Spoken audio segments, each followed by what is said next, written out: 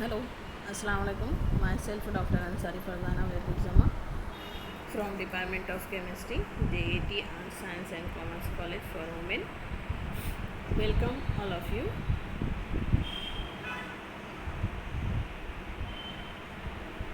Today we shall discuss about nephelometry and turbidimetry. Her instrumental analysis अलग अलग sample के लिए यूज़फुल होता है। जैसे ट्रांसपेरेंट मीडियम में क्वांटिटेटिव एनालिसिस के लिए जो इंस्ट्रूमेंटल एनालिसिस होता है वो with the help of spectrophotometer और कलोरीमीटर होता है, और ट्रू सॉल्यूशन के लिए वो एप्लीकेबल है। जबकि टर्बिड सॉल्यूशन के क्वांटिटेटिव और क्वालिटेटिव एनालिसिस के लिए जो इंस्ट्रूमेंट यूज़ होता है उसे कहते हैं नेफेलोमीटर and टर्बिडीमीटर। Nephelometer and turbidimeter are the technique of analysis which are colorimetric technique. Both are based upon scattering of light by the non-transparent particle suspended in the solution. यहाँ पर क्या मेज़र किया जाता है? Scattering of light. और कलोरीमीटर में क्या measure किया जाता है? एब्सॉर्बेंस और ट्रांसमिटेंस ऑफ लाइट। तो इन नेफ्लोमेट्री एंड टर्बिडीमेट्री टेक्निक कौन सी टेक्निक है? एक इंस्ट्रूमेंटल टेक्निक है जो मेज़र करता है scattering of light by non transparent particle suspended in the solution. तो ये टर्बिड सॉल्यूशन के लिए यूज़ होता है, turbidimetry and nephelometry. The particles and the solution have different refractive index, however nephelometry and turbidimetry differ only in the manner of measuring scattered radiation. When a beam of radiant power is passed through the turbid solution, that means suspended particle in a medium, the radiation is scattered in all direction. जैसे ही एक radiation source से हम पास करेंगे turbid solution में, तो turbid solution में suspended particle की वजह से स्कैटरिंग होगी, और स्कैटरिंग जो होगी वो ऑल डायरेक्शन में होगी, और power of transmitted beam is less than power of incident. जो लाइट सोर्स से आती है उसे इंसिडेंट रेडिएशन कहते हैं। जो लाइट स्कैटर्ड होती है उसको स्कैटर्ड रेडिएशन बोलते हैं, जो ट्रांसमिट होती है उसे ट्रांसमिटेड रेडिएशन बोलते हैं। तो सोर्स से जो रेडिएशन आती है वो इंसिडेंट रेडिएशन रहती है। जब स्कैटरिंग के बाद जो रेडिएशन ट्रांसमिट होती है वो इंसिडेंट रेडिएशन से कम होती है। The power of transmitted beam can be measured in the direction of incident beam as a function of concentration of suspended particle. This is shown in the figure.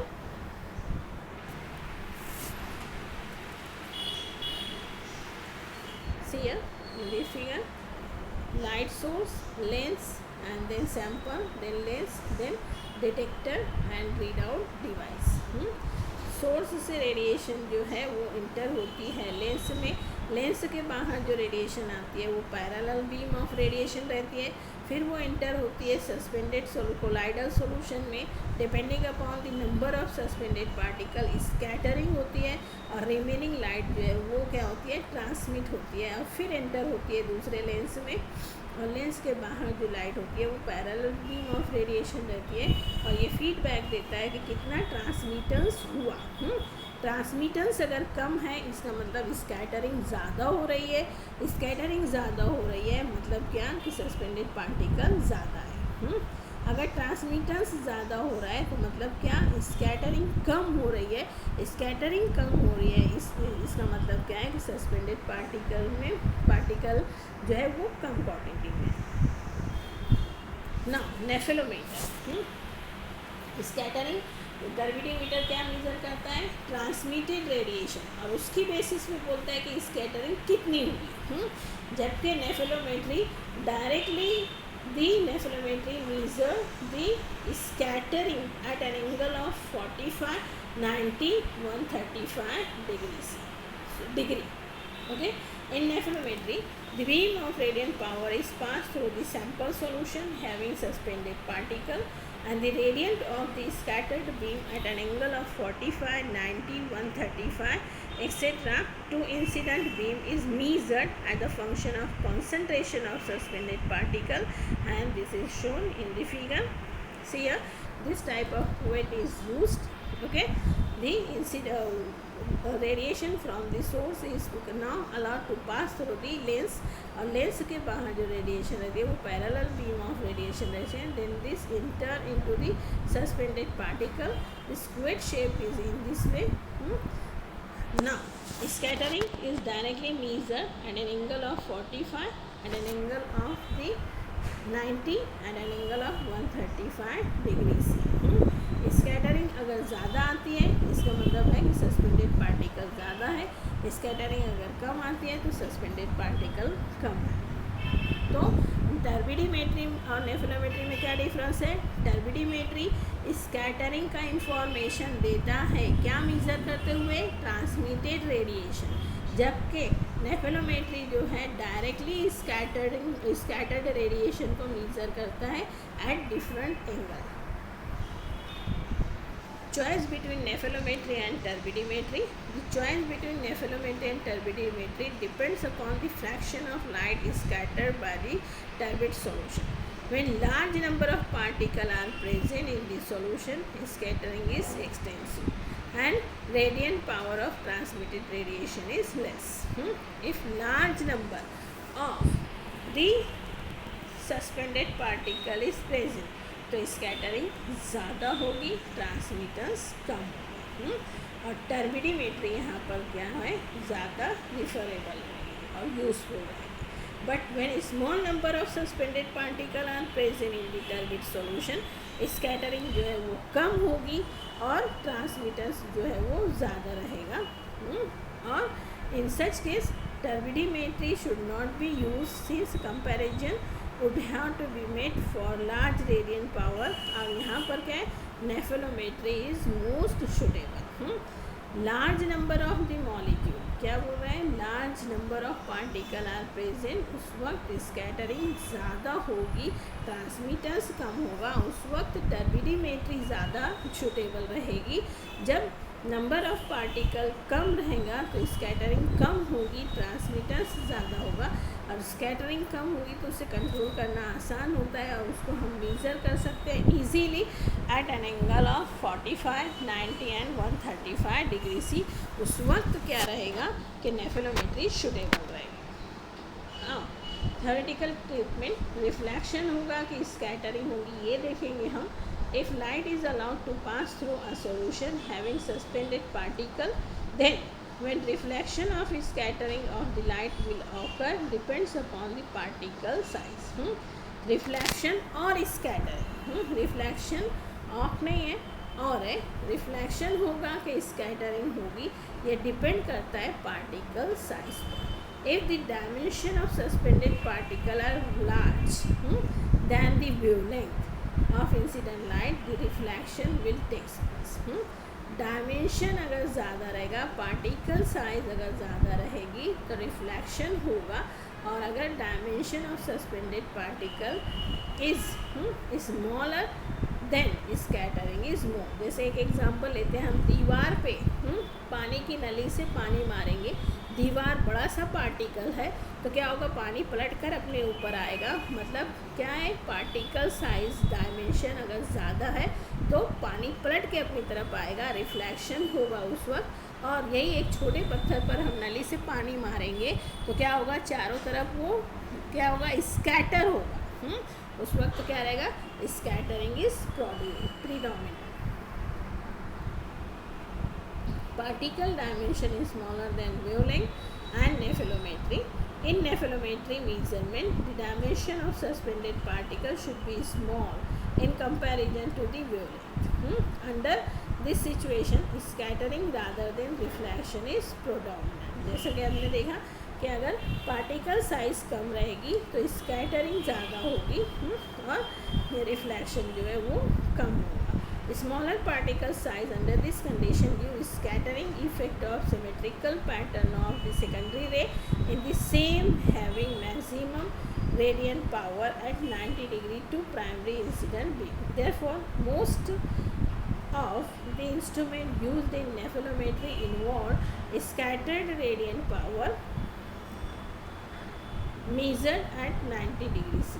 If the particle size is large, dimension respect to wavelength, larger fraction of light gets deviated at an angle of 90 degrees C, and the scattering efficiency is maximum when particle size in the range of 0.1 to 1 micrometer. जब particle size ज़्यादा रहेगी तो टर्बिडीमीटर, particle size कम तो scattering होगी उस वक्त जो है स्कैटरिंग रिफ्लेक्शन से स्कैटरिंग होगी और उस वक्त नेफेलोमीटर हम यूज़ करेंगे। और पार्टिकल साइज अगर आपकी ज़्यादा है, if the dimension of particle should be large then wavelength, under this situation reflection rather than scattering is predominant. यहाँ पर रिफ्लेक्शन ज़्यादा होगा और स्कैटरिंग कम होगी और इस वक्त क्या है टर्बिडोमीटर जो है वो यूज़ हो रहा है। The incident beam is deviated in the different direction under reflection by the suspended particle and the radiant power is largely removed from the primary beam. But with large dimension of particle, another problem arises with respect to relationship between absorbance and concentration. The relationship between these two does not remain linear. The instrumentation of nephelometry and turbidimetry is shown in figure. The most important basic components are source of radiation, wavelength control device, cell or sample holder, radiation detector and the readout device. Turbidimeter, the light source is generally tungsten filament lamp. A filter may be employed to get monochromatic radiation. यहाँ देखो ये simple टर्बिडीमीटर है। टर्बिडीमीटर here concave mirror is kept, source of radiation, lens, filter और monochromator, cuvette, detector and readout device. जब radiation यहाँ पर source और tungsten filament lamp generally used as a source of radiation. This radiation is now allowed to pass through this lens. Lens के बाहर जो radiation आएगी वो पैरेलल बीम ऑफ रेडिएशन रहेगी, फिर वो एंटर होगी फिल्टर में। फिल्टर के बाहर जो रेडिएशन आएगी वो मोनोक्रोमेटिक रेडिएशन रहेगी। रेडिएशन जो सोर्स से आती है वो पॉलीक्रोमेटिक रहती है, मतलब number of wavelength of radiations are present in that polychromatic radiation. और मोनोक्रोमेटर और फिल्टर के बाहर जो रेडिएशन आती है उसे मोनोक्रोमेटिक रेडिएशन कहते हैं, मतलब single wavelength of radiation. Radiation source से जो आ रही है वो पॉलीक्रोमेटिक है, उसमें 420 नैनोमीटर, 530 नैनोमीटर, 490 नैनोमीटर की वेवलेंथ ऑफ रेडिएशन है। हमें सिर्फ कौन सी चाहिए 430 की, तो हम फिल्टर रखेंगे 430 का। तो क्या होगा जब रेडिएशन इससे इंटर होगी तो 430 को छोड़कर बाकी तमाम जो है रेडिएशन वो एब्सॉर्ब हो जाएगी फिल्टर से, और उसके बाहर जो निकलेगी रेडिएशन वो सिर्फ 430 की रेडिएशन रहेगी। और वो radiation then enter into the cell containing the solution under the study and depending upon the concentration here scattering is occur and remaining light is transmitted and this light is detected and then it gives the feedback to the readout device.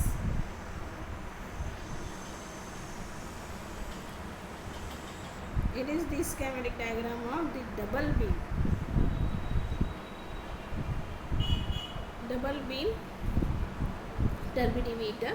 Double beam turbidimeter में देखो component क्या है, source of radiation, lens, filter, फिर क्या है polariser, फिर यहाँ पर क्या है ये यहाँ पर the sample tube, then half silver mirror and then polariser 2 and polariser 3 and then read out device detector 1X और डिटेक्टर Y।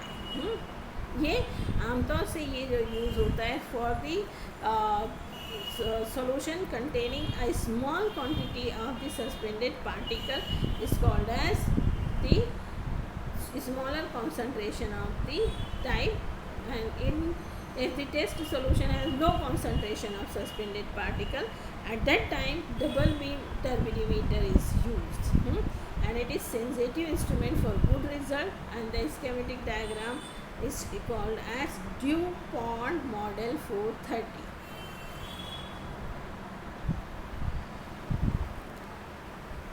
नेफेलोमीटर, नेफेलोमीटर में क्या होता है?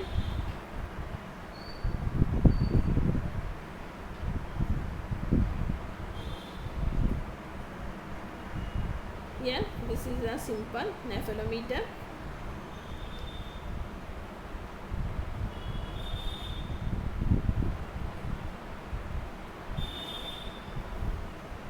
A light source that are used in this instrument include mercury arc lamp and high pressure xenon lamp. In general, a cell with a rectangular cross section is preferred if the measurement are to be made at an angle of other than 90 degree. Semi-octagonal cone are used, and this is shown in this figure. This is a simple the case, and we can measure the radiant power of scattered light at an angle of 45, at an angle of 90, at an angle of 135 degrees C. In some instrument, the detector is mounted on a circular disc which moves in all directions and it is possible to measure radiant power of scattered radiation at a specific angle. The detector is a photomultiplier tube instead of photocell because intensity of the scattered radiation is very small.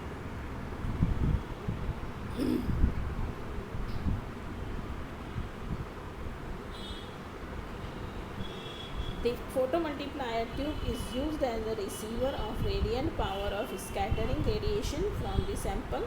It is mounted on the turnable platform and may be positioned at any desired angle from 0 to 180 degree relative to the exit bin.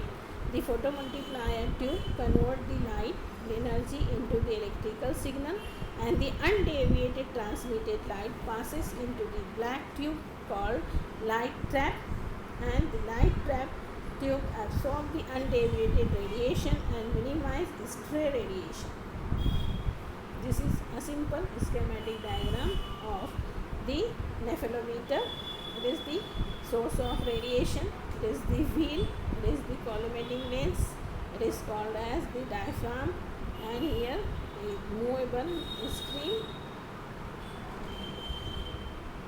and this photomultiplier tube, and this is the black screen.